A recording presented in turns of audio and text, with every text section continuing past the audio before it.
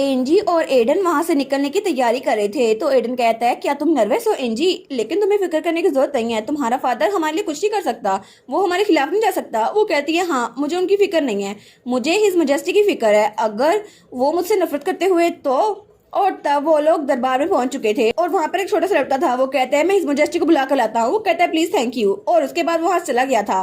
तो एंजी सोचती है जरूर वो मुझ पे गुस्सा होगा क्योंकि आज आखिरी बार हम लोग कुछ बहुत जरा अमेजिंग करने वाले हैं, लेकिन मुझे डर लग रहा है अगर हमें कुछ हो गया तो तभी एडन उसका हाथ पकड़ता है। वो कहता है सब कुछ ठीक रहेगा, तुम फिक्र ना करो। तो तब वो भी स्माइल करती है और तब उसके हाथ पे किस करती है। तो वो कहती है तुम्हें पता है ना मैं तुम्हें बहुत ज्यादा पसंद करती हूँ एडन। तो वो कहता है हाँ मैं भी तुम्हें बहुत ज्यादा पसंद करता हूँ एंजी, और दोनों स्माइल करते हैं। तो वो कहती है ठीक है अगर ऐसा ही है तो आज अगर मैं मर भी गई ना तो मुझे कोई रेग्रेट नहीं रहेगा। वो कहता है नहीं नहीं हम मरने नहीं वाले, तुम्हें पता है ना फिलिप के साथ भी क्या हुआ था, उसको भी उसने आइलैंड पे भेज दिया था, उसे मारा नहीं था। और वैसे भी मैंने तुम्हें कहा था मैं तुम्हें प्रोटेक्ट करूंगा, और उसका हाथ और जोर से पकड़ लेता है। वो कहती है नहीं नहीं मैं तुम्हारे साथ कहीं भी जाऊंगी चाहे कुछ भी हो जाए। वो कहता है नहीं तुम्हारी हैप्पीनेस को मैं प्रोटेक्ट करूंगा। लेकिन तभी वहां पर विलियम कार्डनर आता है, अब वाला एम्पर। तो वो दोनों उसको देखते हैं तो वो दोनों बिल्कुल चुप हो रहते हैं। तो तभी एम्पर वहां पे बैठता है और कहता है ठीक है तो मुझे ये बताएं एडन और लेडी फ्रिट्जॉय आप यहाँ पर क्यों आए हैं। तो वो दोनों उसके सामने ग्रीट करते हैं और वो सोचते हैं इसने हमारी बातें तो नहीं सुन ली ना। तो तब वो कहता है लगता है मेरी मैच मेकिंग स्किल बहुत ज्यादा अच्छी है, आप दोनों तो अच्छे से रह रहे हैं ना। तो दोनों ब्लश करने लग जाते हैं। वो कहते हैं थैंक यू, लेकिन एडन सोचता है इसका मूड तो अच्छा लग रहा है। वो कहता है हमारी यहाँ रिक्वेस्ट का पर्पस ये है कि हम आपसे ड्यूक ब्लस्टर के बारे में कुछ डिस्कस करना चाहते हैं। वो कहता है ड्यूक ब्लस्टर के बारे में, लेकिन क्या ये इस बारे में है कि वो मर्सनरीज को लेकर यहाँ पे फेरा था महल में। वो कहता है जी बिल्कुल, लेकिन वो हमारे पीछे थे इसलिए मैं आपको सब कुछ बताता हूँ। और तब स्टार्ट से लेकर एंड तक सब कुछ बदलता है। तो तब विलियम कहता है ठीक है तो तुम कह रहे हो तुम्हें पावर में कोई इंटरेस्ट नहीं है ना। वो कहता है जी बिल्कुल। तो तब विलियम कहता है और लेडी फ्रिट्जॉय आपके बारे में क्या आपको एम्प्रेस नहीं बनना था। तो एंजी कहती है क्या। तो वो कहता है आप हमेशा चाहती थी ना कि आप मेरे साथ रहे यहाँ पर इस सीट पर एक एम्प्रेस के तौर पर। वो कहती है नहीं योर मेजेस्टी मैं परफेक्टली खुश हूँ जहाँ पे मैं रह रही हूँ, और वैसे भी वो सिर्फ मेरे फादर की डिजायर थी, मेरी डिजायर नहीं थी, मैं नहीं चाहती मैं यहाँ पर रहूँ। वो कहता है सच में ये तुम्हारी डिजायर थी। तो वो कहता है बहुत ज्यादा इंटरेस्टिंग स्टोरी है, लेकिन हम लोग डिजायर की बात कर ही रहे हैं तो मैं और मेरा भाई फिलिप हम दोनों थ्रोन के पीछे पागल थे, लेकिन हमें पता ही नहीं था कि थ्रोन का असल हकदार कोई और है, और वो था एडन फ्रिट्जॉय। लेकिन उसको तो ये थ्रोन चाहिए ही नहीं, और एक ऐसा इंसान जिसे मेरा भाई बहुत ज्यादा नापसंद करता था उसको थ्रोन चाहिए ही नहीं। आखिर थ्रोन इतना ज्यादा कैसे गिर सकता है, और वैसे भी अगर मैं अपने भाई को बताऊंगा ना तो उसका फेस वो देखने वाला होगा। तो तब वो कहता है लेकिन आई अज्यूम कि तुम लोग के पास पहले कोई प्लान है। वो कहते हैं जी बिल्कुल, क्योंकि अगर आप हमारी बात नहीं मानेंगे और हमें नुकसान पहुंचाएंगे तो वो न्यूज़पेपर में छप जाएगा कि मैं असल में एक लेजिमेट चाइल्ड हूँ, और फिर आपको बहुत ज्यादा बैकलैश सहना पड़ेगा। वो कहता है अच्छा तुम तो बहुत ज्यादा क्लेवर हो एडन, वेल डन। वो कहता है थैंक यू योर मैजेस्टी, और वो सोचता है ये कॉम्प्लीमेंट तो नहीं लग रहा। लेकिन विलियम कहता है ठीक है मैं ड्यूक ब्लस्टर का ख्याल रख लूंगा, तो मुझे लगता है कि तुम लोग भी अब आराम से रह सकते हो। तो वो दोनों कहते हैं क्या इतना ईजी था ये सब कुछ। तो एडन और एंजी कहते हैं थैंक यू सो मच, और उसके बाद वो लोग वहां से निकल गए थे।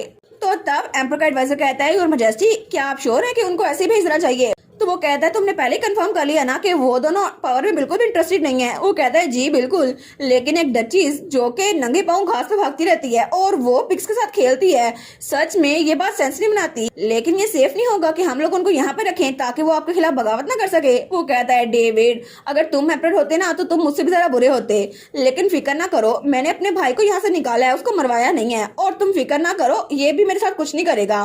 तो वो सोचता है हिज मैजेस्टी तो कभी कभी बहुत ज्यादा जिद्दी रहते हैं।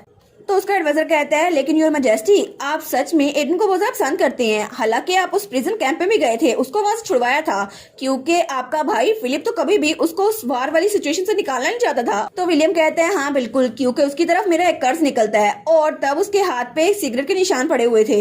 और वो सोचता है क्योंकि पहले मेरा भाई फिलिप वो तो सिर्फ मुझे मारता रहता था और वो हर वक्त मुझे बुली करता था, और एक बार तो उसने सिगरेट मेरे हाथों पे जला दी थी, लेकिन मेरी लाइफ किसी नाइटमेयर से कम नहीं थी। और तब हमारी लाइफ में एक और इंसान आया और वो था एडन फ्रिट्जॉय, और उसकी आंखें बिल्कुल हमारी तरह थी लेकिन उसके बाल काले थे। और तब मेरा भाई वो मुझे छोड़कर उसकी तरफ गुस्सा निकालने लग गया, और मुझे लगा शायद ये बहुत ज्यादा अच्छा होगा क्योंकि अब मेरी जान बच जाएगी, लेकिन मुझे वो दिन बिल्कुल भी याद नहीं आते।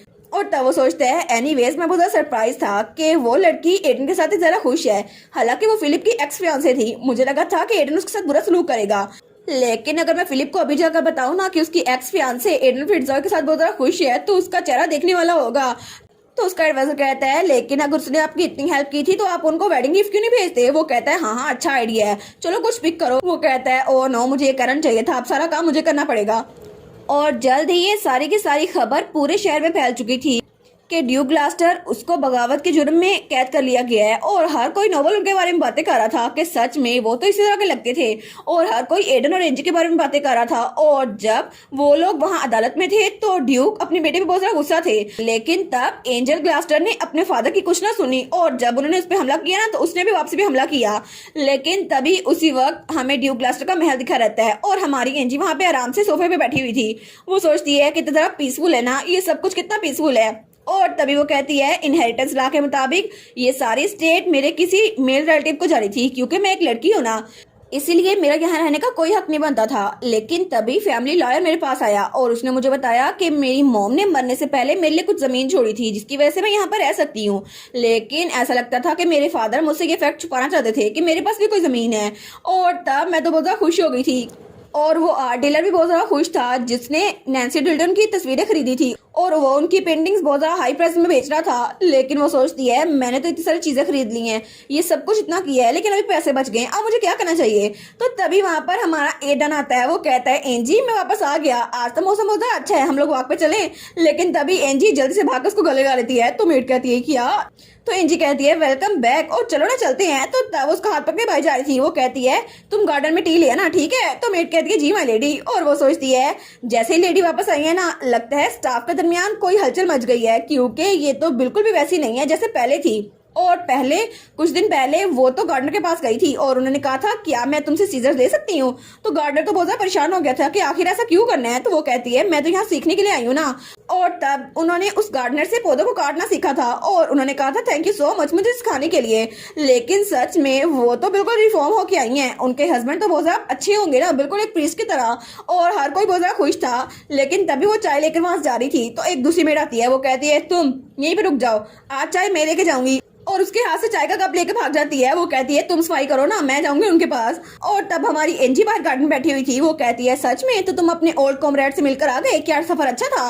वो कहते हैं हाँ हाँ मैं सबसे मिला था और जितना मैंने एक्सपेक्ट किया था ना उससे भी अच्छा निकला।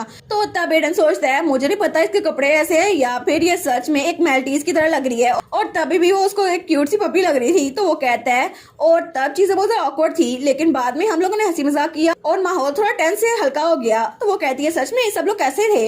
वो कहता है हाँ मुझे लगा था सब लोग रफ है, क्योंकि जैसे मैंने डगलस से बात की थी ना, मैंने सबसे बात की और मुझे पता चला कि अनफॉर्चुनेटली सबका हाल मेरी तरह ही था। सबको पैनिक अटैक आते थे और वार के बाद हर किसी को नाइटमेयर्स आते थे। और सबने अपनी अपनी स्टोरी बताई कि मैंने अपनी फैमिली को हर्ट करना शुरू कर दिया और मैं वहां से चला गया। और दूसरे ने बताया कि मुझे स्कैम कर लिया गया और उसके बाद मेरे पास कुछ नहीं बचा और हर कोई हर्ट था। लेकिन उनकी सिचुएशन भी सेम टू सेम वैसी थी जैसे मैंने एक्सपीरियंस की थी। और हालांकि विलियम ने उनको कंपनसेशन के पैसे भी दिए थे, लेकिन किसी के पास कोई रास्ता नहीं था कि उस कंपनसेशन के पैसे को सही तौर पे लगा सके। तो वो कहता है आई विश कि मैं उनकी किस तरह हेल्प कर सकता। तो एंजी सोचती है अरे हाँ मेरे पास भी तो इतने सारे पैसे बचे हुए हैं ना, मुझे कुछ ना कुछ करना चाहिए। वो कहती है मेरी मोम की जमीन भी है और तुम्हारी मोम की पेंटिंग भी बिक गई है, हमारे पास बहुत ज्यादा पैसे हैं, तो हम लोग उनको यूज क्यों नहीं कर लेते तुम्हारे कॉमरेड्स की फाइनेंशियल स्टेबिलिटी के लिए। वो कहता है हाँ हाँ लेकिन इसके लिए उनको थोड़ा सा काम मिलेगा ना, लॉन्ग टर्म के लिए तो उनका कुछ नहीं फायदा होने वाला। और वैसे भी अगर डगलस की तरह उनको स्कैमर मिल गए तो वो कहती है तुम ठीक कह रहे हो। तो वो कहती है हम लोग ऐसा करते हैं ना उनके लिए नई जॉब अपॉर्चुनिटीज बनाते हैं, मैं लेटर्स लिखती हूँ उनके लिए। वो कहता है लेकिन ये भी काम नहीं करेगा क्योंकि वो लोग वहां पे रह नहीं सकते ना, वो लोग जंग से वापस लौटे हैं, आखिर एक नॉर्मल माहौल में कैसे रह सकते हैं। वो कहती है हाँ मुझे ऐसा लगता तो है। तो वो कहती है अब बाकी क्या रह गया। और तब वो गार्डन में इधर देखती है तो वहां पे रोजेस थे। वो कहती है अरे हाँ रोजेस, तो प्लांट्स के बारे में क्या, वो प्लांट्स की देखभाल कर सकते हैं। वो कहता है क्या प्लांट्स। वो कहती है हाँ फ्लावर्स बहुत नाइस होते हैं और फ्रूट्स और वेजिटेबल बहुत अच्छी होती है। और तुमने भी कहा था कि जब तुमने काम करना शुरू कर दिया ना फसलों पे तो तुम्हारा स्ट्रेस और तुम्हारा पैनिक डिसऑर्डर थोड़ा कम हो गया, तो मुझे लगता है उनके लिए अच्छा होगा। तो एडन कहता है हाँ बिल्कुल तुम सही कह रही हो। तो वो कहता है ठीक है तो मैं उन सबसे कहूंगा और डिल्टन फार्म की लोकेशन को हम चूज करेंगे और मैं उन सबको खुद सिखाऊंगा। तो वो कहती है लेकिन एक मिनट रुको, मेरे पास एक अच्छा आइडिया है, क्या हो हम लोग एक स्कूल बिल्ड करें जहाँ पे हम सबको फार्मिंग के बारे में सिखाए। तो वो कहता है क्या एक स्कूल, सच में, लेकिन क्या वो स्टूडेंट आएंगे जो स्टडी करना चाहते हो। वो कहती है हाँ आएंगे, क्योंकि बहुत सारे लोग ऐसे हैं जिनको और कुछ नहीं आता और मैं उनको लिखना और पढ़ना भी सिखा सकती हूँ और इस तरह उनके पास कोई ना कोई स्किल्स भी होंगी, गार्डनिंग और फार्मिंग की भी। तो वो कहता है एक स्कूल, हाँ ये अच्छा प्लान लग रहा है, लेकिन पता नहीं ये काम करेगा या नहीं। वो कहती है अच्छा होगा ना, और जब वो लोग पास आउट होंगे तो हम लोग उनको एक कंप्लीशन सर्टिफिकेट भी देंगे और फिर वो कहीं भी जॉब कर सकते हैं, तो ये अच्छा होगा। लेकिन मुझे बहुत सारी टीचर्स का पता है जो लोगों को सिखाना चाहती हैं, तो वो हमारी हेल्प कर सकती हैं। तो एडन कहता है हाँ, जैसे तुमने मिसेस मैक की हेल्प की थी ना, मुझे लगता है तुम अच्छी टीचर बनोगी। वो कहती है मैं टीचर नहीं बनने वाली, मैं तो प्रिंसिपल बनूंगी। तुम्हें पता है ना, पावर मेरे हाथ में होगी, सब कुछ मेरे हाथ में होगा। और वो सोचती है मुझे सच में लगा था कि फार्मिंग स्कूल अच्छा आइडिया होगा, और अगर ऐसा हुआ तो मैं उसका नाम रखूंगी the Dilton farming school, same to same एडन के फार्म की तरह, क्योंकि वो जगह वो हमारी होगी और उससे सबको फायदा होगा। और इसी के साथ ये वाला पार्ट यहीं पर ख़त्म। तो आप लोग बताइएगा आप लोग को ये पार्ट कैसा लगा, और वीडियो को लाइक और चैनल को सब्सक्राइब लाजमी कीजिएगा। बाकी वीडियोस का लिंक भी स्क्रीन पर नज़र आ रहा होगा, तो काइंडली उनको भी चेकआउट कर लें। और thank you so much for watching my videos. Stay safe, bye bye.